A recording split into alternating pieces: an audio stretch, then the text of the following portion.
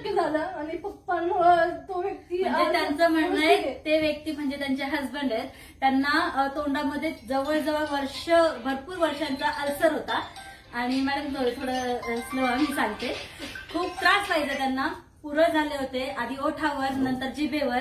ते नुसतं लस्सी किंवा लहान मुलांना कसं चपाती करून द्यायचं, मिक्सरमध्ये बारीक द्यायचं दुधामध्ये करून, ते खायचे. आणि त्यांनी हे पाहिलं की माझ्या मिस्टरांना एवढे दवाखाने करून जिथे रिझल्ट नाही मिळाला, तिथे रियांच्या फक्त एकाच अमृत ज्यूसच्या बॉटलने जबरदस्त रिझल्ट मिळाला. त्यामुळे आज सांगते, जेव्हापासून पप्पांनी मला एक बॉटल दिली ना, दर 15 दिवसाला दवाखान्यात जावं लागायचं, म्हणजे जावं लागतच होतं. औषध पप्पांनी दिल्यापासून आतापर्यंत एकदा सुद्धा मी त्यांना घेऊन दवाखान्यात गेली नाही. इतका ठाम विश्वास तेव्हापासून मी ठरवले आणि मी पप्पांना